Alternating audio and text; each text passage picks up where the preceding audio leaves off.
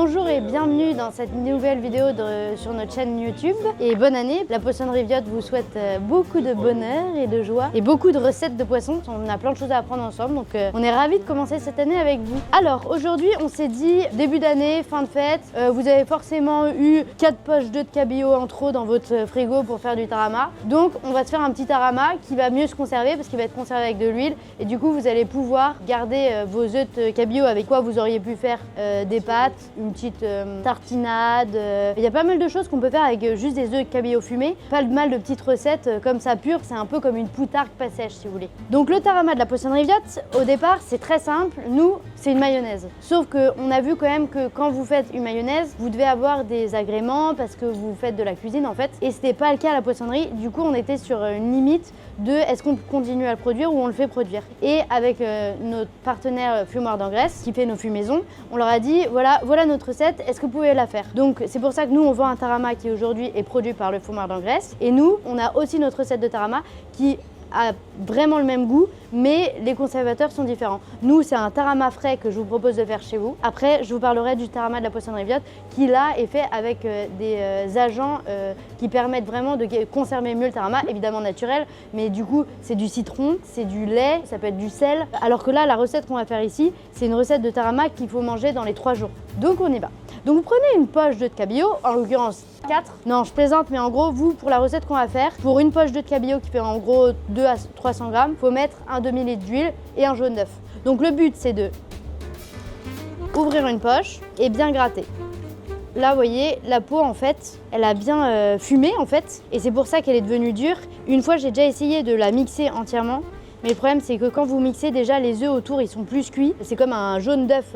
C'est pas le même goût quand il est cuit que quand il est frais. Et que quand vous faites un œuf à la coque, bah, c'est pas du tout la même saveur que quand vous faites un œuf dur. Donc c'est pour ça que là, on va rechercher quand même l'intérieur de la poche d'œuf de cabillaud où les œufs sont fumés, mais encore crus quand même. Et l'extérieur, on le voit, ils sont beaucoup plus durs.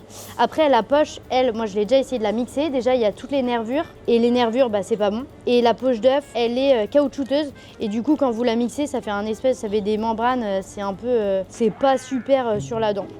J'ai vu dans les commentaires que je savais pas tenir mon couteau. Je suis désolée, hein. Je suis pas une cuisinière hors pair. Hein. Je suis une cuisinière du dimanche pour nos petits plaisirs. Donc là, pareil, quand elle se décolle comme ça, c'est quand même pas mal. Ça fait économiser un peu de temps. Donc vous voyez, là, les poches d'œufs, elles ont pas tout à fait tous la même couleur. Et c'est souvent dû quand même à des qualités d'œufs. Je sais que les Français, ils vont chercher leur lot de canino dans le nord. Et en fait, c'est quand même principalement les mêmes fournisseurs. Mais en fonction des saisons, on n'a quand même pas les mêmes qualités. Et nous, on le revoit tout de suite en termes de salaison. Vous allez voir que parfois, on va avoir besoin de rajouter du sel, parfois, on n'a pas besoin. Les poches d'œufs, elles sont plus ou moins blanches, plus ou moins fumées, plus ou moins dures, pas la même odeur non plus. Vous voyez, là, par exemple, on a une poche dont les œufs sont beaucoup plus blancs, alors que là, on a des œufs beaucoup plus rouges. Et pourtant, il a été fumé en même temps. Je sais que, en tout cas, plus les œufs sont foncés, plus ils sont durs, et plus généralement quand même ça va faire un tarama coloré. Donc il y a la fameuse histoire de est-ce que le tarama c'est blanc? En fait c'est l'émulsion qui dit s'il est blanc ou pas blanc. Alors évidemment nous on n'aime pas de colorant et sûrement que dans les supermarchés quand ils font des œufs de cabillaud il y a tellement peu de pourcentage d'œufs de cabillaud qu'ils mettent un colorant et que c'est pour ça on dit plus le tarama est blanc plus il est naturel. En vrai si vous faites un tarama avec très peu d'huile là bah je vois pas pourquoi il serait pas encore un peu rose hein. Vous voyez comme ça se décolle là. Ça c'est très satisfaisant faut le dire. Il y a différents types de recettes, donc il y a des taramas avec de la crème, chez les Grecs notamment, et il y a des taramas sans crème, c'est plutôt les Français qui font des taramas sans crème et encore. Mais en revanche il y a quelque chose que tout le monde met pour la stabilité du produit, c'est le pain de mie. Vous faites votre tarama chez vous, si vous faites une bonne vraie émulsion, vous n'avez pas besoin de mettre de pain de mie. Et pareil, l'histoire de l'amertume et on met du lait, de toute façon il y a l'huile qui équilibre, donc pourquoi vous avez besoin d'équilibrer avec du lait? Vous pouvez tout à fait équilibrer avec de l'eau. Donc je comprends qu'on ne puisse pas le faire dans un labo parce que l'eau, vous ne pouvez pas affirmer que ça va stabiliser le produit, mais quand vous le faites chez vous pour 3 jours, il n'y a pas de raison de ne pas pouvoir mettre d'eau. Donc vous voyez là, il est presque dur. Donc là, je peux venir le gratter aussi avec le couteau. Faites en sorte de ne pas vous couper, c'est toujours mieux. Alors là, mes petits amis, je vais verser l'équivalent de 2 grands verres d'eau dans cette bonne petite préparation. Je vais touiller un peu, hein. Et là, je vais mixer une première fois. Pour vous donner un équivalent, comme nous, vraiment, c'est une recette de mayonnaise qu'on fait. C'est comme si vous mixiez les jaunes d'œufs avant de faire votre mayonnaise. Avec un diluant qui pourrait s'apparenter à la moutarde quand vous faites une mayonnaise. Bah là, nous, on a mis de l'eau. Et on aurait pu le faire avec du jus de citron ou avec du lait, effectivement. Moi, je décide de faire au plus simple.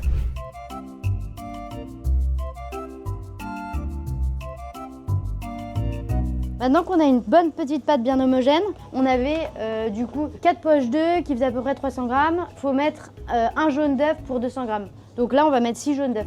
Donc on va récupérer les jaunes. Quand vous achetez un tarama, vous ne pouvez pas avoir de jaune d'œuf dans la grande distribution parce que du coup, ils ne peuvent pas se permettre de mettre des jaunes d'œuf crus dans un tarama. Sauf que vous, quand vous le faites chez vous, c'est comme une mayonnaise. Vous mettez forcément des jaunes d'œuf crus. Donc ça, c'est ce qui va permettre de stabiliser vraiment l'émulsion, ce qui va permettre de monter. Bon là, on est reparti.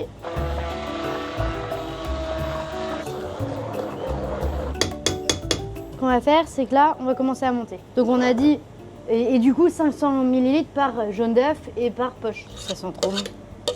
On pourrait mettre les 4 bouteilles, les 3 bouteilles. Moi, je pense que 2, on sera déjà pas mal. Donc moi j'aime bien quand il est très lisse. Alors il y a des gens qui disent moi j'aime bien quand il y a encore des petits bouts, on a l'impression de croquer dans les grains d'œuf de cabillaud. Donc c'est aussi à votre appréciation. Mais c'est sûr que si vous voulez un tarama quand même assez ferme, vous pourriez le faire au batteur, mais c'est bien de le monter à l'appareil comme celui-ci quoi. Alors si vous avez un blender, c'est encore mieux. Donc là il commence à prendre, vous voyez. Et quand il commence à faire des dessins comme ça, c'est qu'il est pas mal. Il faut mettre de l'huile neutre, de l'huile qui n'a pas de goût. Donc le mieux, c'est de mettre de l'huile de pépin de raisin, vous êtes sûr que ça n'ait pas de goût. Mais l'huile de tournesol ou l'huile neutre basique, là ici, c'est une huile de colza. On va regarder où on en est. Là, c'est très bien. Vous voyez, là, quand ça fait comme ça, c'est un peu comme quand une chantilly est montée. Là, c'est bien. Si on met trop d'huile, après, ça va être trop huilé, donc c'est pas nécessaire. Mais là, comme ça, moi, ça me va. Dernier petit coup avec la main. Et là, on est bon. Donc là après on a nos petits pots et là on peut remplir nos petits pots. On va faire des beaux pots bien généreux. Tu veux goûter Quentin? Évidemment. C'est vrai? Moi j'arrive pas à le rendre aussi mousseux. Marie-Victoire elle a un secret que seule elle... Je masterise dans la composition du tarama. Ouais, il est hyper bon. Au niveau du goût c'est hyper fumé. Et souvent je trouve que dans les taramas de commerce t'as pas trop ce côté fumé.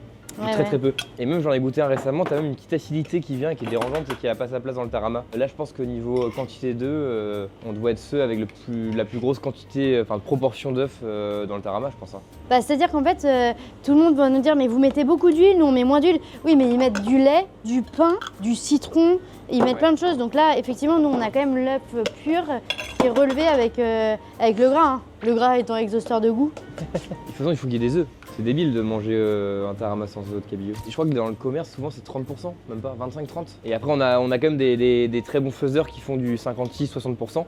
Nous, c'est un peu plus, mais moi je trouve que c'est un minimum pour sentir le truc quoi. Par contre ça coûte plus cher forcément. Que ce qui coûte cher c'est les œufs de cabillaud de bonne qualité. Ah bah j'en ai déjà fait avec des mauvaises qualités et j'ai pas réussi à le faire. Il est jamais monté en fait. Voilà, bah écoutez les petits amis, j'espère que mon tarama vous a plu. Alors ça après, moi je dis 3 jours parce que je suis obligée de dire 3 jours parce qu'il y a des jaunes d'œufs dedans. Mais vous pouvez le garder une semaine au frigo. En vrai l'huile conserve très bien. Vraiment c'est un super bon produit. Les œufs de cabillaud fumés c'est vraiment c'est du bon gras et franchement tartiner sur un toast de pain grillé ou même qu'est-ce qu'on a fait la dernière fois? Sur un radis même, ouais, coupé à la mandoline, un petit radis avec des petits œufs de truite et tout, un peu d'aneth, c'est cool. Ouais, un petit, alors si vous voulez un filet d'huile d'olive, n'hésitez pas, hein, mais franchement c'est vraiment pas nécessaire. Bah surtout l'huile d'olive ça apporte de l'amertume que tu peux retrouver déjà dans les œufs. Bah c'est ça en fait, les gens ils essaient de retrouver l'amertume alors qu'elle y est déjà dans les œufs, donc faites double amertume quand vous mettez huile d'olive et œufs de cabillaud, donc essayez ça et après vous faites votre point venu et vous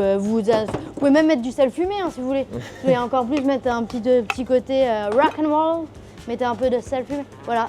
Et bien à très bientôt à la poissonnerie Viotte. Moi je vais terminer mes petits pots et pour vous dire franchement là j'avais sorti 2, 4, 6, 11, 12, 13, 14, 15. Je pense que je vais faire une vingtaine de pots. À bientôt.